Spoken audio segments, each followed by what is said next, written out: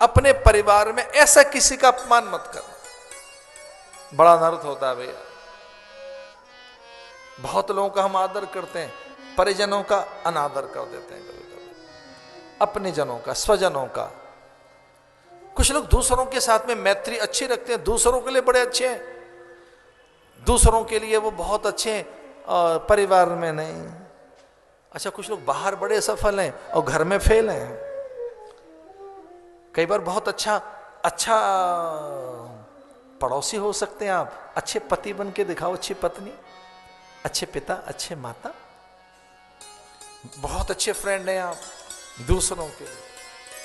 मुझे हृदय से क्षमा कर देना, हम कहीं अनायास किसी के यहां चले गए, अनायास कोई ऐसा हुआ, कहीं एक गली में अचानक हमारी गाड़ी खराब हो गई और वहां पता लगा कि इसी यहीं कोई 2 घर छोड़कर ही कोई परिचित घर है। उसने कहा महाराज अब गाड़ी नहीं चल सकती, अंधेरा हो चुका था, सांझ होने को थी, तो यहां थोड़ी देर के लिए आप रुकें। हम तो अपना सा घर समझ के चले गए, घंटी बजाई, द्वार नहीं खोला, द्वार धकेला, अंदर गए। बहुत बड़ा बंगला, घर में 2 बूढ़े आदमी बैठे, एक व्हील चेयर पे था और दूसरी वो जो बुढ़िया थी वो चाय बना रही थी।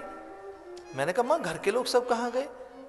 बोले महाराज 2 ही बेटे हैं, दोनों विदेश गए बिजनेस के लिए, और बहुएं बोली महाराज जी वो जरा स्लम में गई हैं सेवा करने के लिए, अभी आती होंगी, गरीबों में काम कर रही हैं आजकल, कोई एनजीओ चला रखा है उन्होंने, वहां गई हुई है।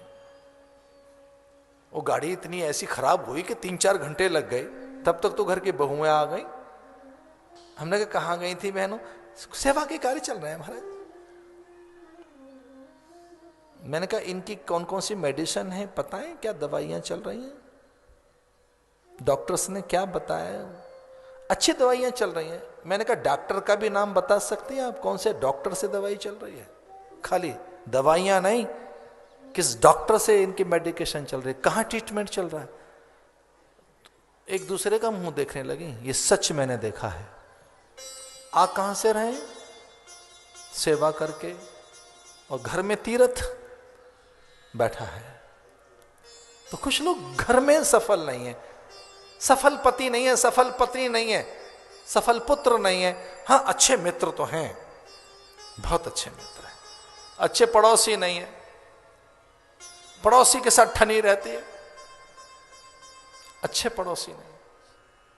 मुझे ऐसा लगता है हम अच्छे नागरिक बने, अच्छे पड़ोसी बने, अच्छे व्यक्ति पहले बने, साधना बाद में करना, परिजनों का अपमान मत करना। ये सारी कहानी यहां हुई, अपनी पुत्री के अधिकार छीने गए, और बेटी के अधिकार मत छीनना, बेटी के पड़ोसी के अधिकार मत छीनो, वृद्धों के अधिकार मत छीनो। उनके अधिकार, उनके हिस्से में जो आया है वो थोड़ा सा स्वाभिमान आया है, हौले बोलो, धीमे धीमे बोलो, उनका सम्मान करने के लिए ऊंचा मत बोलो, उनके लिए हाँ हाँ करते रहो, उनके पास बैठो।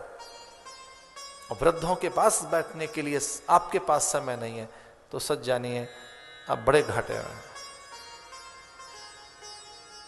मैं तो बहुत प्रणाम करना चाहूंगा उन संस्थाओं को जो वृद्धाश्रम चला रही हैं, लेकिन बहुत दर्द है ये कहते हुए कि इस देश में वृद्धाश्रम बनेंगे, इस देश में ओल्ड एज होम बनेंगे, इस देश में हम ओल्ड एज होम बनाएंगे। यहां पर अभी कोई आंकड़े बता रहे थे कि हर साल कुछ 3-4 हजार ओल्ड एज होम बन रहे हैं, एक साल में इतने आंकड़े हैं।